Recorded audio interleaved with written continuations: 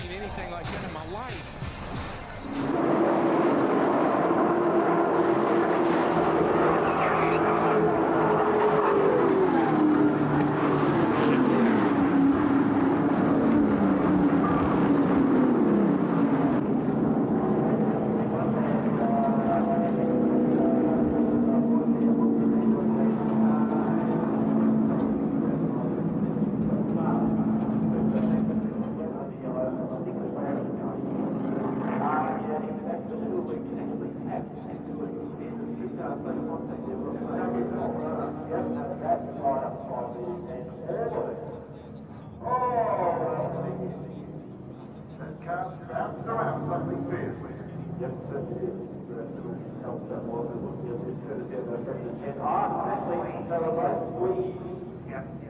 Both those cars were squeezed, and I tell you what, fantastic cars there for the French at 79, or the Trevor Dutch 38.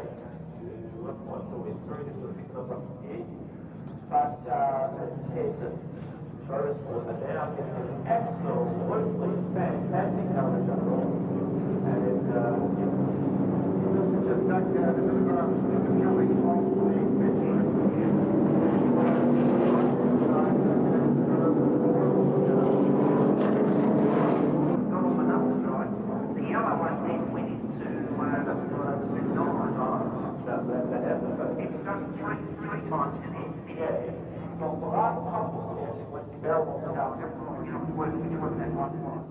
Miles an hour and a mile and a half.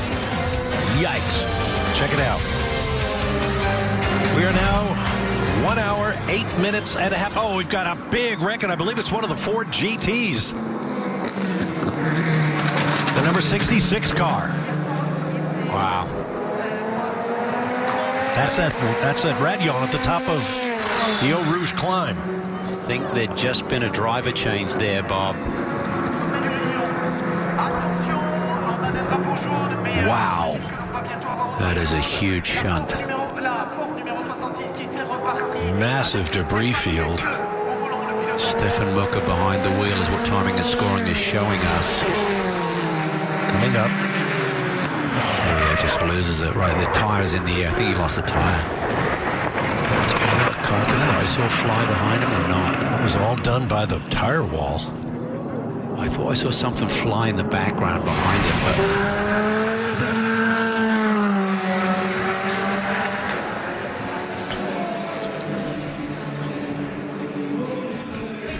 We'll try to take another look at that and see if we can see what comes off the car.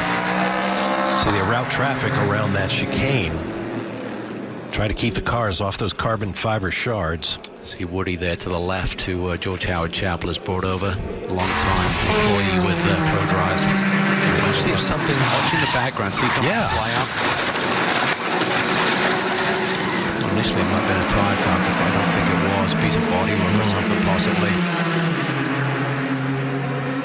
Turns in, everything looks good right there as he loads. Left rear, something lets go. What's that flying in the air? Can't quite distinguish. Well, you know what? It looked like perhaps there wasn't anything on the rim of that wheel. You might be right. To start from the pit lane. Absolutely. So here he comes through turn 6. Big slow. This is easy. There we go. Up the inside. He's got a much better run. Oh, it's not that easy because he's been a little bit nudged onto the grass and it's contact. And off goes Laurens Vanthoor. Big accident. And the Bentley has been collected in that as well. And the Bentley's gone off the circuit of Jules Simkowiak. And that was really, Simkowiak was squeezing Vanthoor onto the grass, and Vanthoor lost the back of the car, which took out then the Bentley. So that is a heavy impact with two cars, particularly Laurens Vanthoor, which had a heavy impact on the barriers. The Bentley went further down the racetrack. Robin Freehan's teammate to Laurens Vanthoor, concern on his face, and the whole WRT Audi team. And there we can see, I mean, a serious incident. Just what, 13 minutes or so into the race. He gets 2 nudges here, but we'll wait and see. Goes down on the left-hand side. This is coming down, and then he comes across. In fairness, he comes back across. Heavy impact on the driver's side. Wheels, bodywork, shed. The Bentley, it's somewhere in there as well. Wheels going across the racetrack. You can see the left front wheel. and something sparking. I mean, there's that's the Bentley. Heavy well, damage. this is on board with Vanthor. Watch again and see. So this is out of turn 6. Coming down, there's a kink at turn 7. Vanthor's got the momentum. He goes down the inside. And then he appears to go out again to the middle of the track, and that's where they contact. So maybe Simkowiak didn't squeeze quite as much as it looked. It was this way. This weekend at the Le Mans at Atlanta, the Petit Le Mans, the pole-sitting Porsche leading early, driven by Alan McNish there. Atlanta, a long way from France. 5.5 hours in at Road Atlanta, same Porsche now driven by Yannick Dalmas, and oh, here we go. In spectacular fashion, the flip, he lands, he explodes. Dalmas emerges from the car remarkably uninjured. We have to watch this again, as Dalmas catching a little bit of air, and that was enough. Over 1.5 times in midair, and the car shatters upon impact. Look at that. And he walked away. Meanwhile, the race, 10 hours.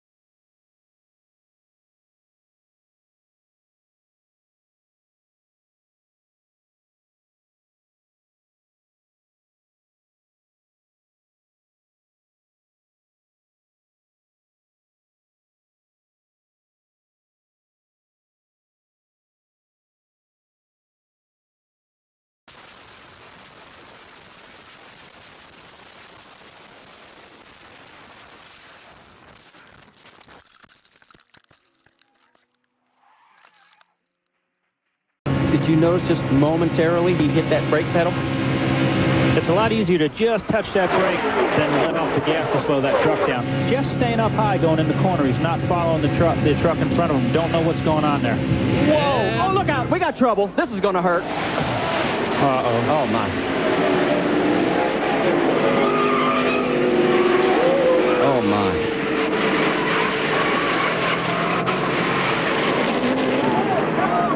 Yep.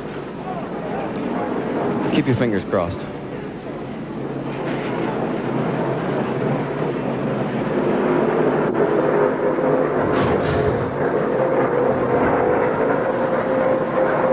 And it was so good for so long, it turned into so bad so quickly. We'll be back to see what happened. And as I said, keep your fingers crossed, folks. We're at Daytona. Now, for those of you who have tuned in and wondered, wait a minute, why is the NASCAR Craftsman Truck Series on ESPN2 at this hour? This race was supposed to be over at 1:30. Well, a 10-truck pileup on the tri-oval in which Jeffrey Bodine was injured with a fractured right cheekbone and had fractured right wrist, right elbow, big toe, and possible ankle fractures. And this is how it all happened, Benny Parsons. About the 6th or 7th place there. There's Jeffrey Bodine, bam, in the outside retaining wall, and watch as he tumbles down the straightaway. Now, again, right, another truck is going to come along and hit him here. Watch and listen.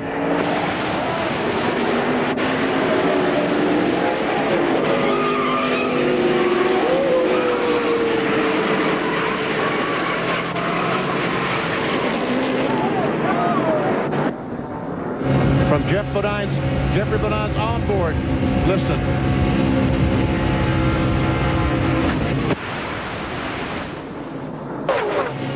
One more angle. Then the green car goes down. He and Kurt Busch go up, and they touch the 46 of Rob Morgan, and in the outside retaining wall goes Jeffrey Bodine. The truck comes totally apart. You'll see the motor flying off there on the left upper portion of your screen. It ended up about 300 feet further down the track. One more view. Look how high he got. I've been around this sport since 1960, and I've never seen a crash that a vehicle was torn up that bad. There's Jeffrey Bodine after he was taken out of the truck trying to get the oxygen mask off as he's taken to the ambulance. Benny, just a terrible crash, but all of the safety equipment mandated by NASCAR, the rollover cage, the fireproof equipment, and the catch fence did its job. And a big fire there as they exited out of turn 3, and that looks very nasty indeed, and unsurprisingly, that is a red flag. Now this is after turn 3, and you see Grosjean, one car out there, and then Grosjean to the right-hand side. Just going straight. It's torn the car in half. No wonder the fuel came out of it. Yeah. I said the fuel was in the middle of the car, and it's literally... Whoa! And he's just gone straight across Daniel Kvyat there, as you can see. That's extraordinary. Yeah. It's just the car... It's gone through the barrier, you see. The car's gone through the barrier, and that's then been sort of used as a wrench, as it were, to literally rip the car in half. Wow, there's Romain Grosjean. Unbelievable.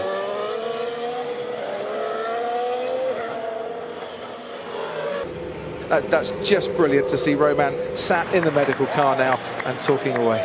There was a tyre that came off and went over the barrier as well. And there's that tyre, as I said, that had gone leaping over the barrier and has ended up somewhere in the desert. You can see the tethers have done some work because they're absolutely shredded, but they can't be infinitely strong. The tethers holding the wheels on. Romain went with the front of the chassis underneath the barriers. Yeah, extraordinary. Well, the halo saved his life. He's gone to the... Can you believe what you are seeing? This is the race-leading car of Pipo Derani, Cadillac Racing, upside down on the tire wall, leading the race by some 12 seconds, and contact with a GT competitor, Miguel Molina, and it was enough just to unsettle this car, send it sideways into the wall and upside down. Now, Derani has been moving in the cockpit, but he just simply cannot get out. There's the team. There's Jim Campbell from General Motors. Then Ian Watt in the foreground here, lead engineer on the program. And they have been communicating to Pipo, but he cannot. That's Miguel Molina's Ferrari. Yeah, Derani going to the outside of the Ferrari, and either Derani comes across or the Ferrari moves over a bit, and just a huge impact into the tires, which launches Derani up with a twist. Massive frontal impact. This is a left-hander coming up, so he's to the, he's got a bit of road there to the left that you could use more of that and just give the Ferrari a bit more room. So certainly, I'd lean it a little bit more in Pipo's hands in terms of avoiding that. But you're going to try and survive these moments all day long here.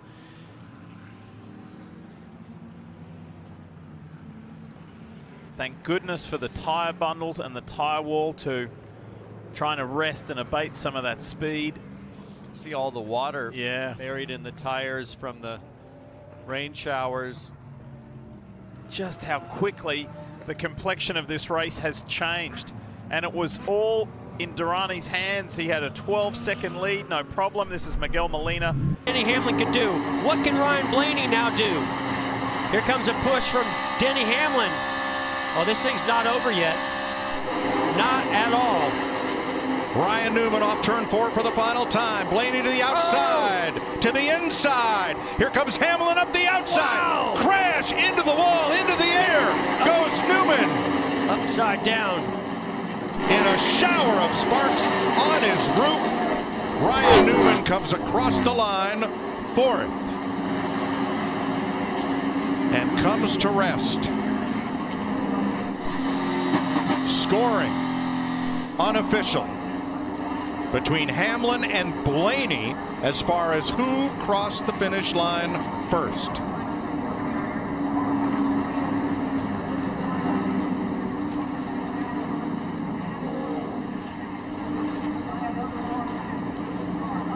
Newman got turned, went up in the air. As he came down, was hit by another car and launched skyward, coming down on his roof.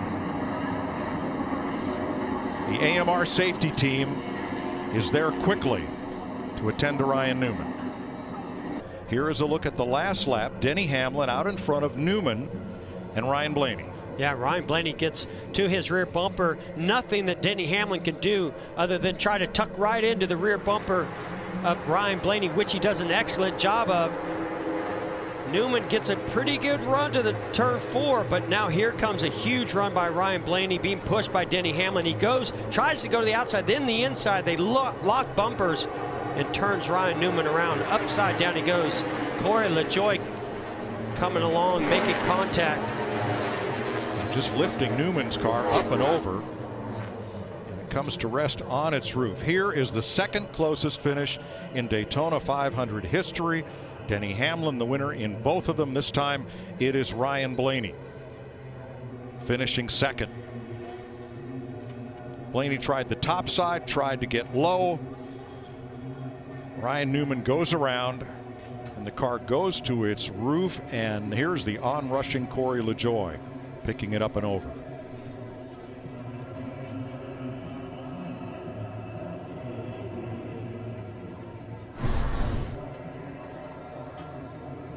Years, and I've got to say grateful thanks for Paul for getting me involved as Mark Beattie goes across the track. Very near collects Luke Simmons. He's out of the lead, he's on the grass, and like Nick Bridgman will have to recover. He looks across, I think, and comes back on track. It's all clear at the moment. 3-car going. There's contact there.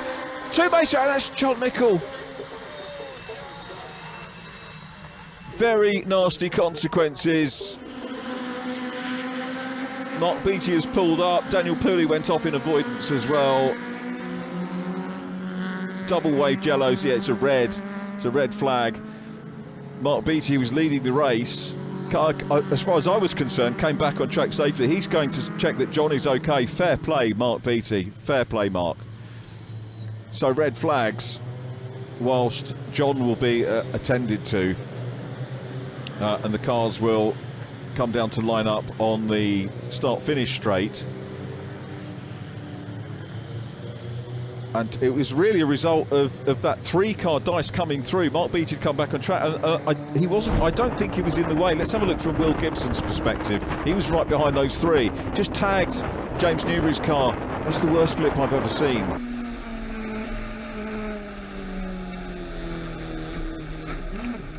And you can see how the grass flicked over when the car dug in.